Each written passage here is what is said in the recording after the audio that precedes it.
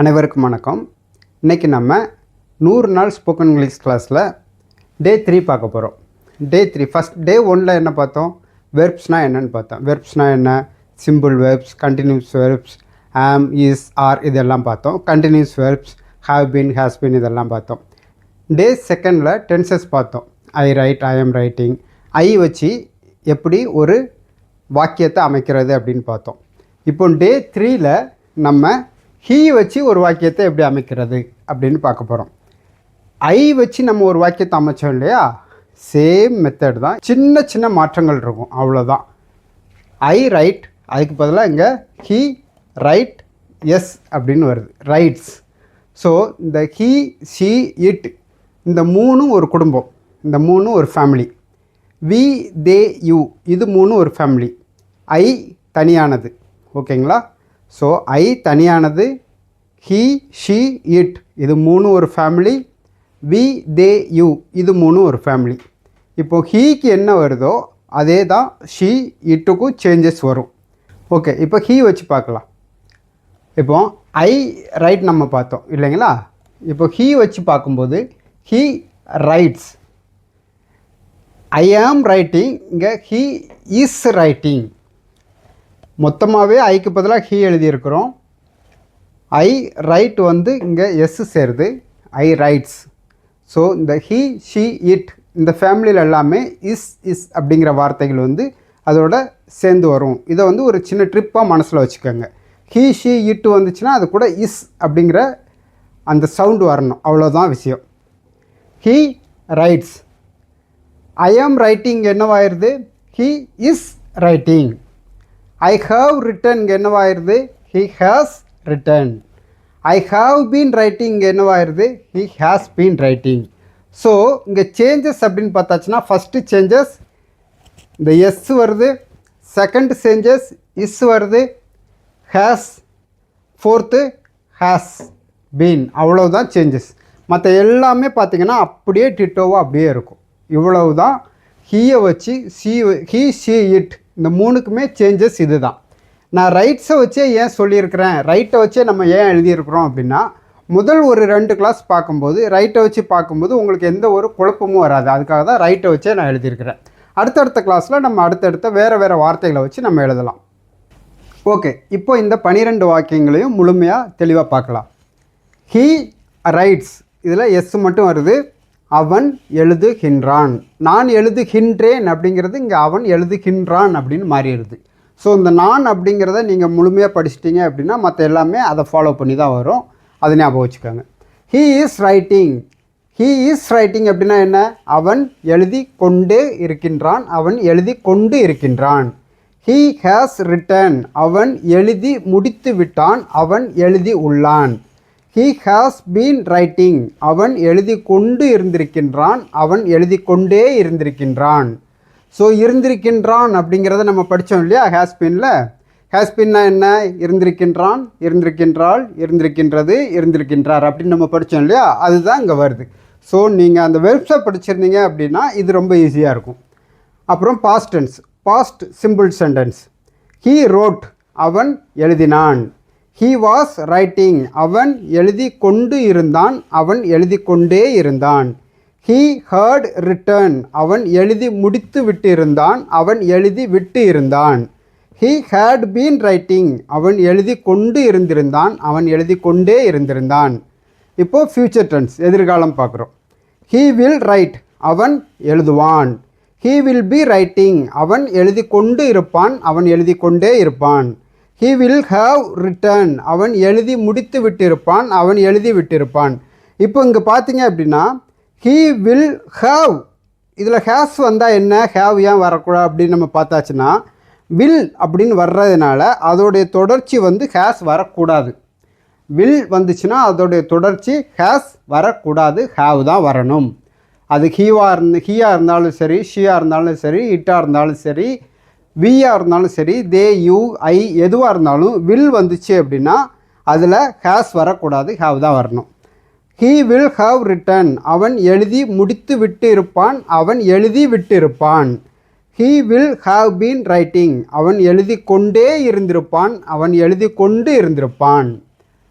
இதுதான் வந்து ஹீயை வச்சு நம்ம ஒரு ஃபார்மெட் அந்த டென்ஸ் நம்ம 12 வாக்கியங்கள் அமைக்கும் போது உள்ள சேஞ்சஸ், வேறு எந்த சேஞ்சஸும் கிடையாது. ஓகே, இப்போ நம்ம ஹோம்ஒர்க்கு ஒரு 3 வார்த்தைகளை வச்சு பார்க்கலாம். நீங்கள் முடிஞ்சதுன்னா 5 வார்த்தைகளை கூட வச்சு எழுதலாம், 10 வார்த்தைகளை வச்சு கூட எழுதலாம், அது உங்களுடைய விருப்பம். இப்போது கோ, சி, ரன் இந்த 3 நம்ம ஹோம்ஒர்க்காக பார்க்க போகிறோம். கோ அப்படிங்கிறது ப்ரெசண்டில் இருக்குது. கோவுடைய பாஸ்ட் என்ன அப்படின்னு பார்த்தாச்சுன்னா went.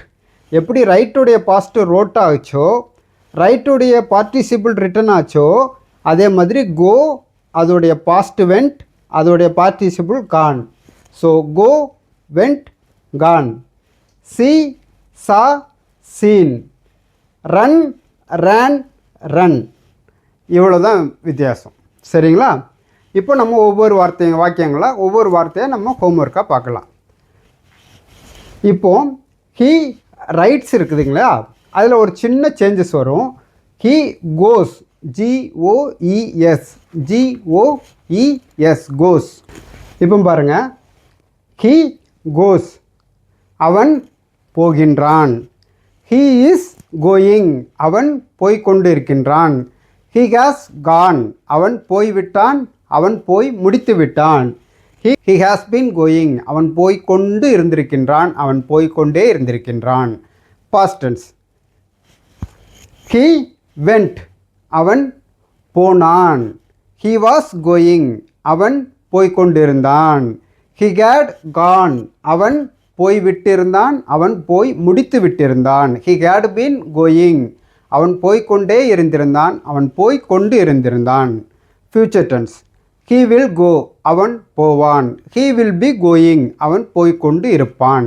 He will have gone அவன் போய்விட்டிருப்பான், அவன் போய் முடித்து விட்டிருப்பான்.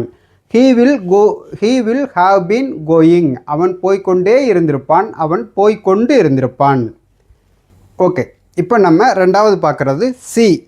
சி அப்படின்னா என்னது? பாரு.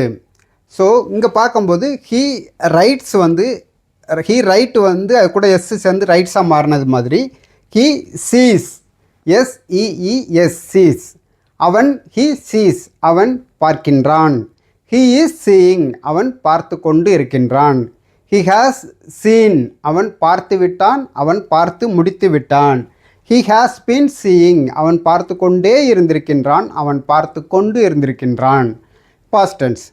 ஹீ சா அவன் பார்த்தான். சி, சா. ஹீ சா அவன் பார்த்தான். ஹீ வாஸ் சீயிங் அவன் பார்த்து கொண்டு இருந்தான், அவன் பார்த்து கொண்டே இருந்தான்.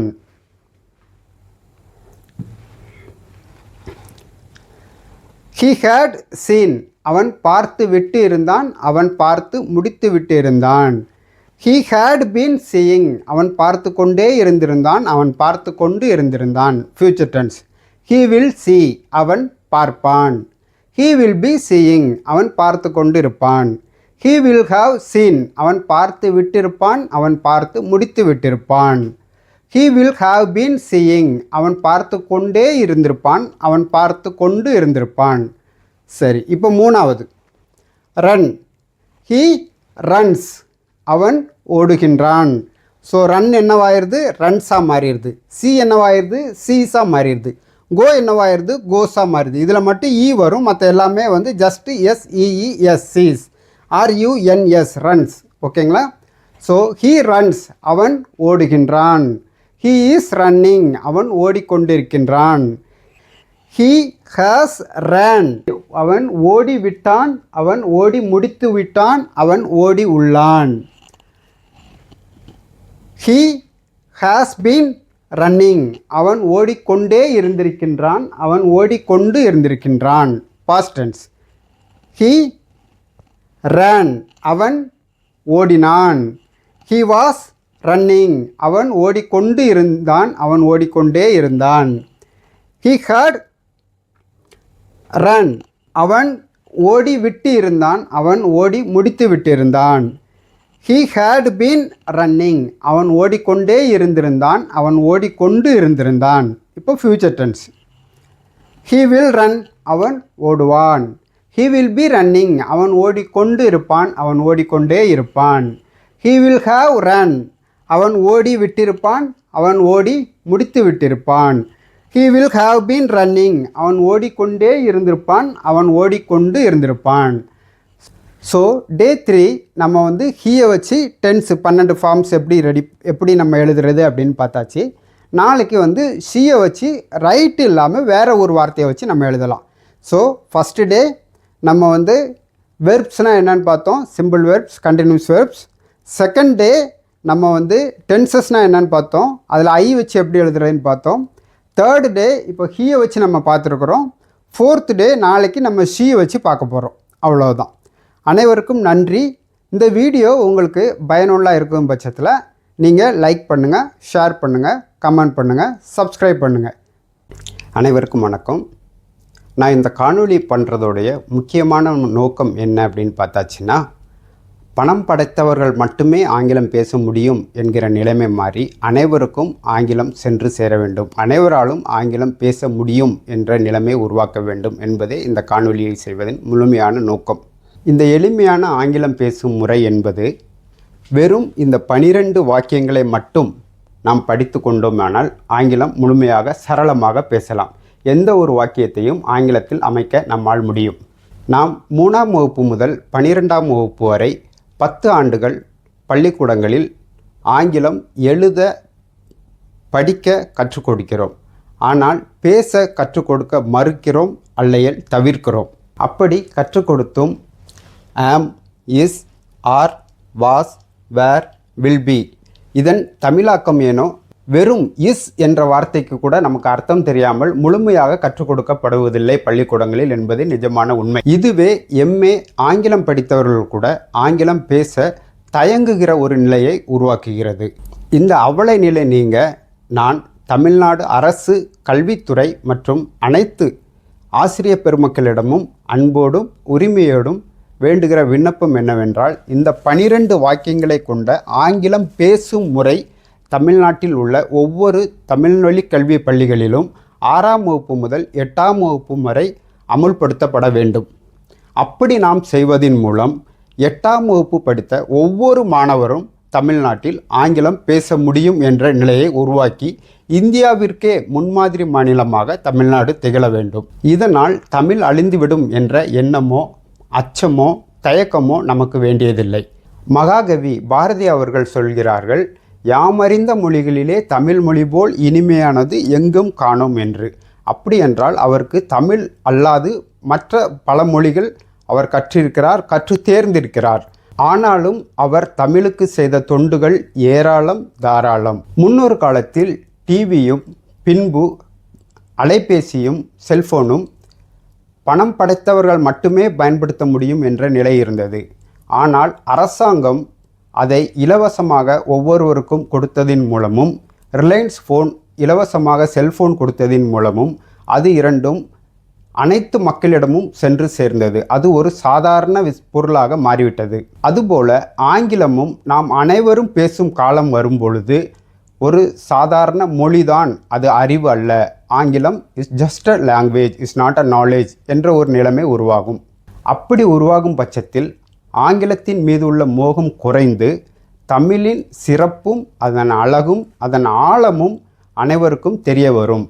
உதாரணமாக நான் பெரும்பாலான ஐரோப்பிய நாடுகளில் 50க்கும் மேற்பட்ட மற்ற நாடுகளிலும் பயணித்திருக்கிறேன். அங்கு இருக்கிற ஒவ்வொருவரும் ஆங்கிலம் பேச தெரிந்தவர்களே. ஆனாலும் அவர்கள் தங்கள் தாய்மொழியை மட்டுமே பேச்சில் பயன்படுத்துகிறார்கள். மேலும் வியாபாரத்திற்காகவும் தங்கள் தாய்மொழி தெரியாதவர்களிடம் பேசுவதற்காக மட்டுமே ஆங்கிலத்தை பயன்படுத்துகிறார்கள். ஆதலால் நாம் பள்ளியில் மாணவர்களுக்கு 6ஆம் வகுப்பு முதல் 8ஆம் வகுப்பு வரை இந்த பாடத்திட்டத்தை அமுல்படுத்தி அனைவரும் ஆங்கிலம் பேசும் நிலையை உருவாக்க வேண்டும். I just request to the Tamil Nadu government, please teach this method of spoken English classes 6th to 8th standard students. So our next generation students will be more powerful competitor to the world. Thank you so much. உங்களுக்கு இந்த video பயனுள்ளதாக இருக்கும் பட்சத்தில் நீங்கள் எங்களுக்கு உங்களுடைய சப்போர்ட்டை தெரியப்படுத்துகிற விதத்தில் லைக் பண்ணுங்கள், ஷேர் பண்ணுங்கள், சப்ஸ்கிரைப் பண்ணுங்கள். இந்த வீடியோ பள்ளி கல்வித்துறை மற்றும் அனைத்து ஆசிரியர்களுக்கும் சென்று சேரும் வரை ஷேர் பண்ணுங்கள். நன்றி, வணக்கம். வாழ்க தமிழ்.